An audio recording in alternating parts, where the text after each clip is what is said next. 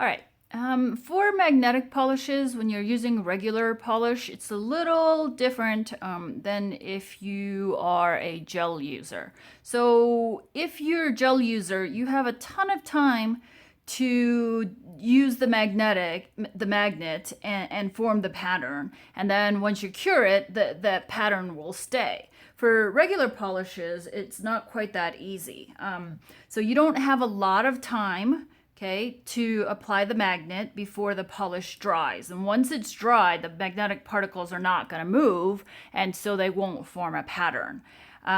So what I have found to be best is applying one thin coat of the magnetic polish. And here I have used the Sally Hansen Iconic Indigo as the base. You can use black as the base as well, and that will give off a slightly different effect than just using the polish, but it's just sort of a personal preference. I most of the time I like the base color to stand alone, unless it's pretty sheer, in which case I will use the black. But anyway, so I have one thin coat, and I didn't apply the magnet, and I just let that dry, okay? And what I'm going to be using is the arc magnet that I got from Lantern and Wren, and I have actually attached it to one end of the magnet pen, the dual-ended one, which sort of has this 5-pointed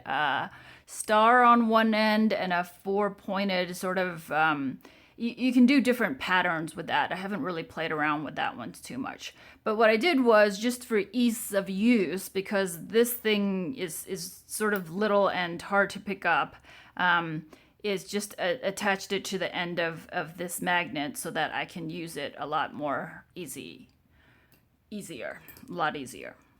So for the magnet, for the second coat, okay, so what I will do is go in and put a pretty thick coat on, okay? And you want to be pretty quick about this. And it's sort of hard with the thumbnail because I usually have to go in and get more polish. So I was really trying to get a lot on that brush, okay? And you want to go and put a thick coat on and then apply the magnet right away. Right?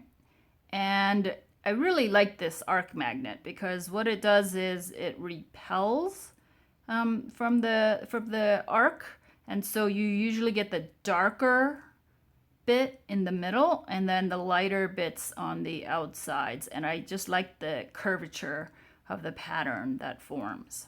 Now, the longer you hold it, the better, because then it's drawing as you're holding it, and so the magnetic particles are more locked into place.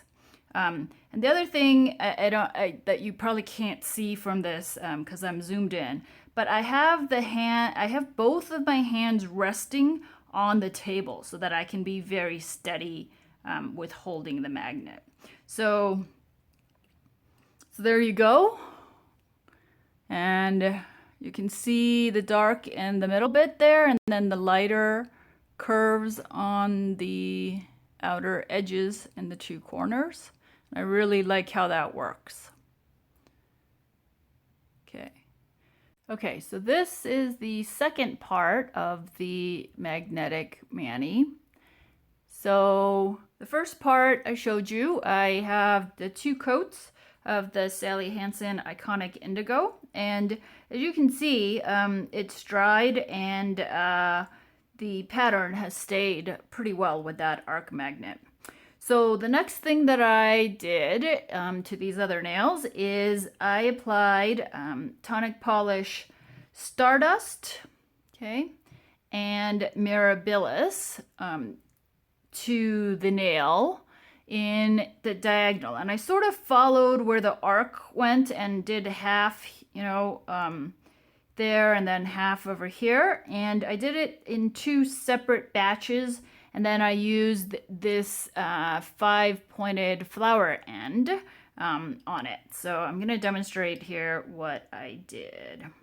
So taking Stardust, which is a magnetic topper, and gonna put a thickish coat onto half of the nail in sort of a rough diagonal. Okay. Then I'm going to apply the flower magnet right away to it. And you want to get as close to the nail as you can.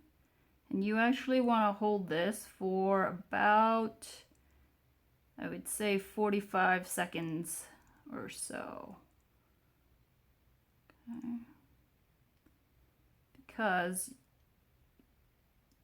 these magnets aren't as strong as the arc magnet, I think. And to form that petal design, I think you really want to hold it as close as possible and as long as possible. But it does form a really pretty either petal or star or whatever you want to call that design on the nail. So then what I did was I told you it's really hard to use that single pattern more than once on the nail, unless you do what I'm doing here, which is now I'm going to apply the Mirabilis to another section of my nail, and then I'm going to apply the magnet to that separately while it's still wet. And doing it this way, I think gives you a much better chance of forming two separate patterns. So same thing, apply, and then hold the magnet as close as you can and as long as you can. And for some reason, you'd think the pen would be easier to hold, but it isn't as much for me. Maybe because it has to be held upright the way I'm using it, so that's a little hard. But again, I have both my hands braced up against the edge of the table to help me stabilize. So, okay. And there you go. So I think that's a really easy way to be able to use that single image a couple of times on your nail. Thanks for watching.